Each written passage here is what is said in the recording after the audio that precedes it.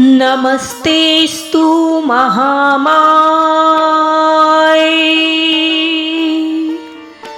श्रीपीठे सुरपूजिते शंखचक्रे गदाहस्ते महालक्ष्मी नमस्तुते। प्रिय भक्तों, आज शुक्रवार है जो कि माता लक्ष्मी जी को पूरी तरह से समर्पित है और आज हम सुनेंगे माता लक्ष्मी का पौराणिक और पावरफुल मंत्र। प्रिय भक्तों, शास्त्रों में वर्णित है कि जब समुद्र मंथन हुआ तो अमृत कलश के साथ मां लक्ष्मी जी प्रकट हुई। समस्त देवताओं और आराषि मुनियों ने उन्हें सृष्टि की संपदा की अधिष्ठात्री देवी मानकर उनकी आराधना की। कहते हैं उसी समय महर्षि भृगु ने इस दिव्य मंत्र का प्रथम उच्चारण किया था। शास्त्रों में वर्णन है कि महर्षि भृगु ने इस मंत्र के जाप से अपने आश्रम में अनंत समृद्धि का द्वार खोला। जहां पहले साधारण व्यवस्था थी, वहां देवी लक्ष्मी के आशीर्वाद से अन्न, धन और वैभव का अंबार लग गया। तभी से यह मंत्र संपूर्ण ऐश्वर्य और सुख समृद्धि का मंत्र कहलाया।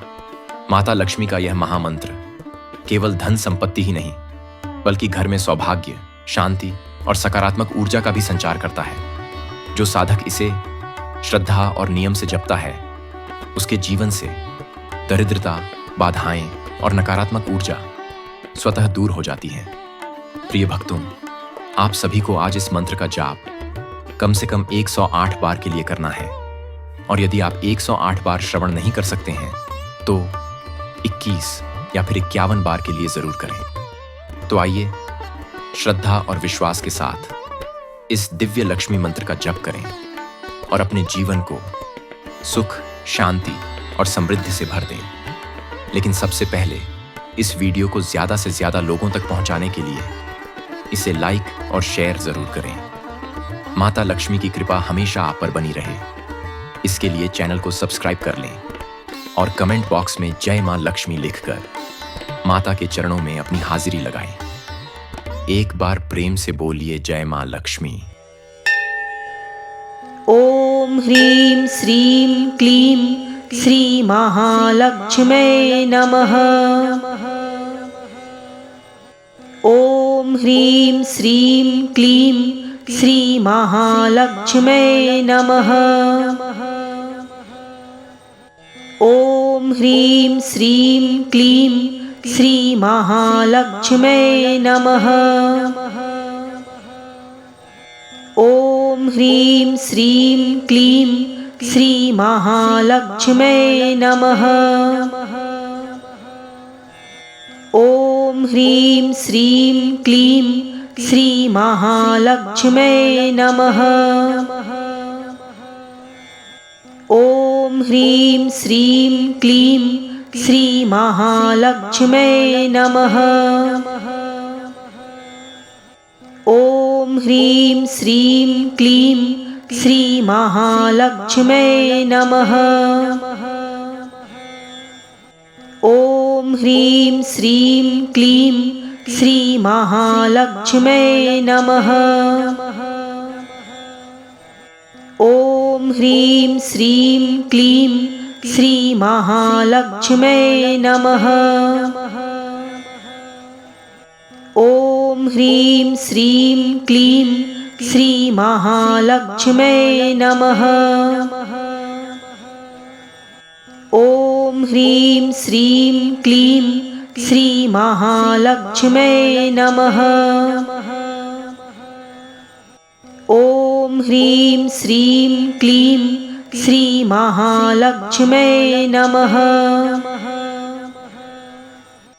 ओम ह्रीं श्रीं क्लीं श्री महालक्ष्म्यै नमः। ओम ह्रीं श्रीं क्लीं श्री महालक्ष्म्यै नमः। ओम ह्रीं श्रीं क्लीं श्री महालक्ष्म्यै नमः। ओम ह्रीं श्रीं क्लीं श्रीमहालक्ष्म्यै नमः। ॐ ह्रीं श्रीं क्लीं श्रीमहालक्ष्म्यै नमः। ॐ ह्रीं श्रीं क्लीं श्रीमहालक्ष्म्यै नमः। ॐ ह्रीं श्रीं क्लीं श्रीमहालक्ष्म्यै नमः। ॐ ह्रीं श्रीं क्लीं श्रीमहालक्ष्म्यै नमः। ॐ ह्रीं श्रीं क्लीं श्रीमहालक्ष्म्यै नमः। ॐ ह्रीं श्रीं क्लीं श्रीमहालक्ष्म्यै नमः। ॐ ह्रीं श्रीं क्लीं श्रीमहालक्ष्म्यै नमः। ॐ ह्रीं श्रीं क्लीं श्रीमहालक्ष्म्यै नमः। ॐ ह्रीं श्रीं क्लीं श्रीमहालक्ष्म्यै नमः। ॐ ह्रीं श्रीं क्लीं श्रीमहालक्ष्म्यै नमः। ॐ ह्रीं श्रीं क्लीं श्रीमहालक्ष्म्यै नमः। ॐ ह्रीं श्रीं क्लीं श्रीमहालक्ष्म्यै नमः। ॐ ह्रीं श्रीं क्लीं श्रीमहालक्ष्म्यै नमः। ॐ ह्रीं श्रीं क्लीं श्रीमहालक्ष्म्यै नमः। ॐ ह्रीं श्रीं क्लीं श्रीमहालक्ष्म्यै नमः। ॐ ह्रीं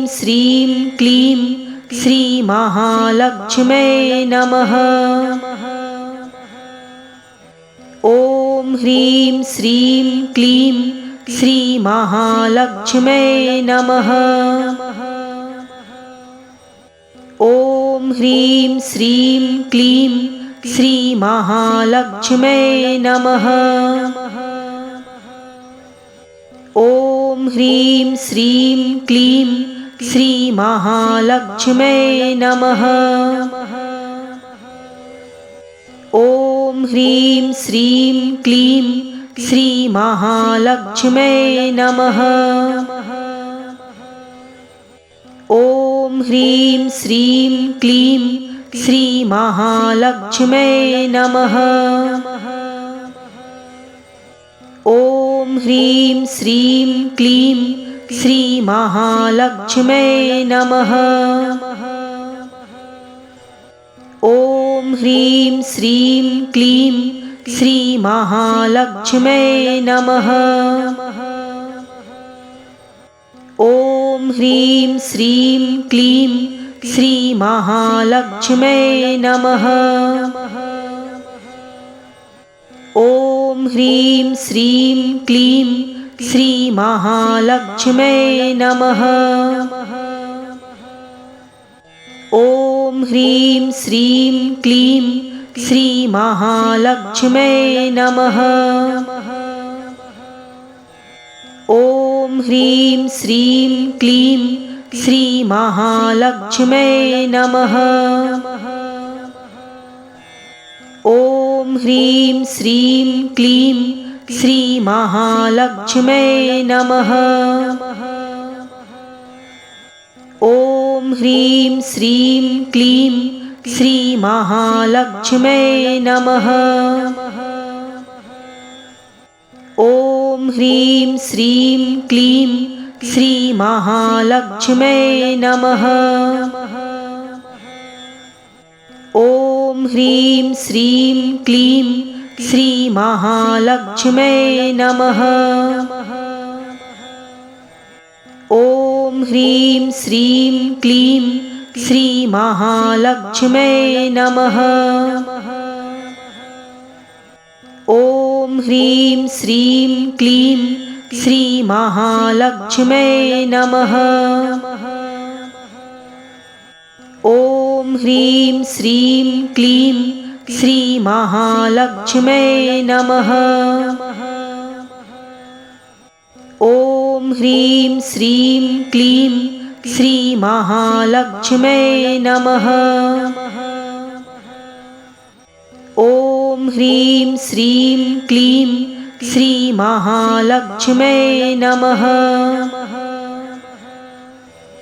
ॐ ह्रीं श्रीं क्लीं श्रीमहालक्ष्म्यै नमः। ॐ ह्रीं श्रीं क्लीं श्रीमहालक्ष्म्यै नमः। ॐ ह्रीं श्रीं क्लीं श्रीमहालक्ष्म्यै नमः। ॐ ह्रीं श्रीं क्लीं श्रीमहालक्ष्म्यै नमः। ॐ ह्रीं श्रीं क्लीं श्रीमहालक्ष्म्यै नमः। ॐ ह्रीं श्रीं क्लीं श्रीमहालक्ष्म्यै नमः। ॐ ह्रीं श्रीं क्लीं श्रीमहालक्ष्म्यै नमः। ॐ ह्रीं श्रीं क्लीं श्रीमहालक्ष्म्यै नमः। ॐ ह्रीं श्रीं क्लीं श्रीमहालक्ष्म्यै नमः। ॐ ह्रीं श्रीं क्लीं श्रीमहालक्ष्म्यै नमः।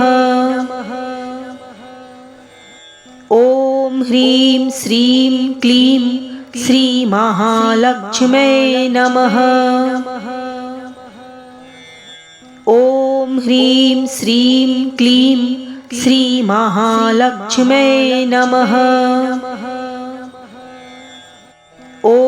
ह्रीं श्रीं क्लीं श्रीमहालक्ष्म्यै नमः।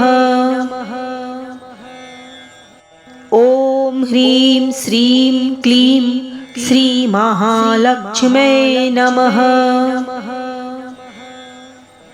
ॐ ह्रीं श्रीं क्लीं श्रीमहालक्ष्म्यै नमः। ॐ ह्रीं श्रीं क्लीं श्रीमहालक्ष्म्यै नमः।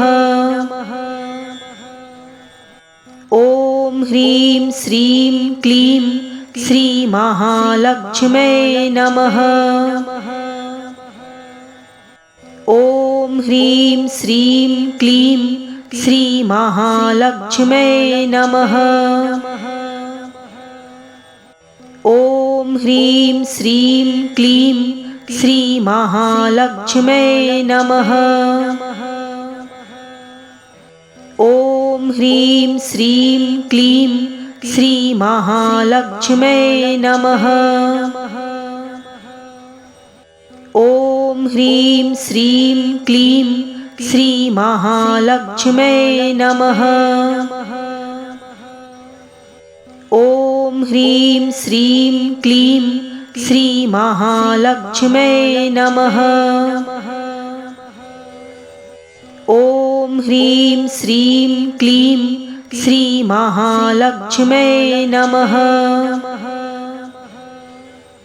ॐ ह्रीं श्रीं क्लीं श्रीमहालक्ष्म्यै नमः। ॐ ह्रीं श्रीं क्लीं श्रीमहालक्ष्म्यै नमः। ॐ ह्रीं श्रीं क्लीं श्रीमहालक्ष्म्यै नमः। ॐ ह्रीं श्रीं क्लीं श्रीमहालक्ष्म्यै नमः। ॐ ह्रीं श्रीं क्लीं श्रीमहालक्ष्म्यै नमः। ॐ ह्रीं श्रीं क्लीं श्रीमहालक्ष्म्यै नमः। ॐ ह्रीं श्रीं क्लीं श्रीमहालक्ष्म्यै नमः। ॐ ह्रीं श्रीं क्लीं श्रीमहालक्ष्म्यै नमः। ॐ ह्रीं श्रीं क्लीं श्रीमहालक्ष्म्यै नमः। ॐ ह्रीं श्रीं क्लीं श्रीमहालक्ष्म्यै नमः। ॐ ह्रीं श्रीं क्लीं श्रीमहालक्ष्म्यै नमः। ॐ ह्रीं श्रीं क्लीं श्रीमहालक्ष्म्यै नमः। ॐ ह्रीं श्रीं क्लीं श्रीमहालक्ष्म्यै नमः। ॐ ह्रीं श्रीं क्लीं श्रीमहालक्ष्म्यै नमः। ॐ ह्रीं श्रीं क्लीं श्रीमहालक्ष्म्यै नमः। ॐ ह्रीं श्रीं क्लीं श्रीमहालक्ष्म्यै नमः। ॐ ह्रीं श्रीं क्लीं श्रीमहालक्ष्म्यै नमः। ॐ ह्रीं श्रीं क्लीं श्रीमहालक्ष्म्यै नमः। ॐ ह्रीं श्रीं क्लीं श्रीमहालक्ष्म्यै नमः। ॐ ह्रीं श्रीं क्लीं श्रीमहालक्ष्म्यै नमः। ॐ ह्रीं श्रीं क्लीं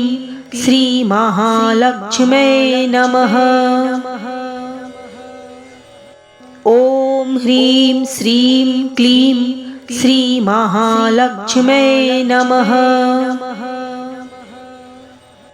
ॐ ह्रीं श्रीं क्लीं श्रीमहालक्ष्म्यै नमः। ॐ ह्रीं श्रीं क्लीं श्रीमहालक्ष्म्यै नमः। ॐ ह्रीं श्रीं क्लीं श्रीमहालक्ष्म्यै नमः। ॐ ह्रीं श्रीं क्लीं श्रीमहालक्ष्म्यै नमः। ॐ ह्रीं श्रीं क्लीं श्रीमहालक्ष्म्यै नमः।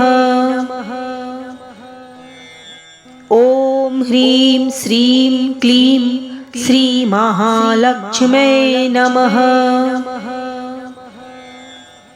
ॐ ह्रीं श्रीं क्लीं श्रीमहालक्ष्म्यै नमः। ॐ ह्रीं श्रीं क्लीं श्रीमहालक्ष्म्यै नमः। ॐ ह्रीं श्रीं क्लीं श्रीमहालक्ष्म्यै नमः। ॐ ह्रीं श्रीं क्लीं श्रीमहालक्ष्म्यै नमः। ॐ ह्रीं श्रीं क्लीं श्रीमहालक्ष्म्यै नमः। ॐ ह्रीं श्रीं क्लीं श्रीमहालक्ष्म्यै नमः।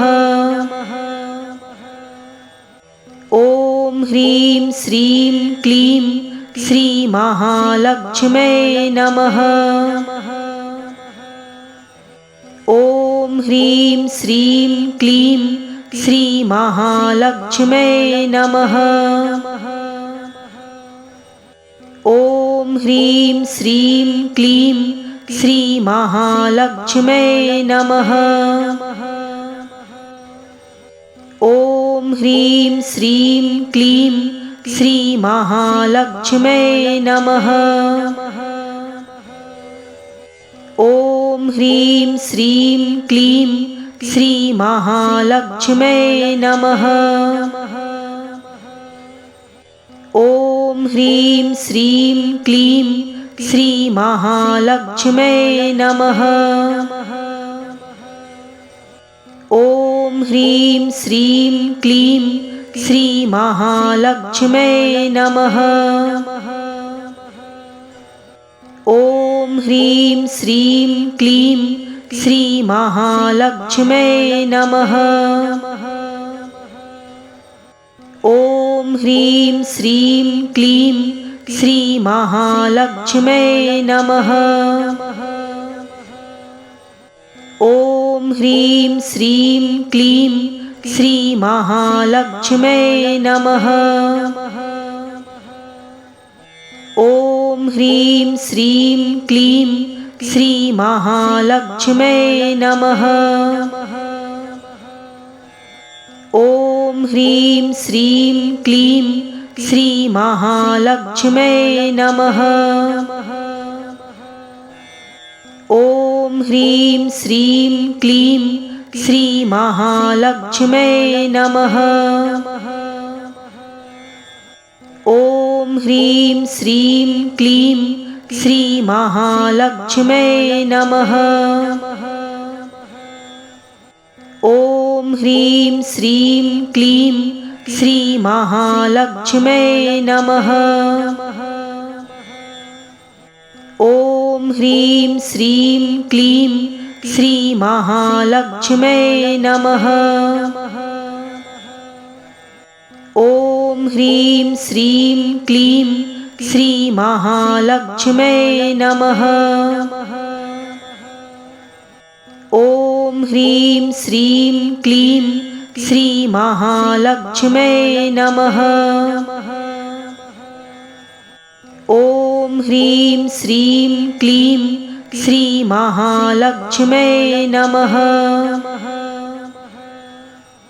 ॐ ह्रीं श्रीं क्लीं श्रीमहालक्ष्म्यै नमः।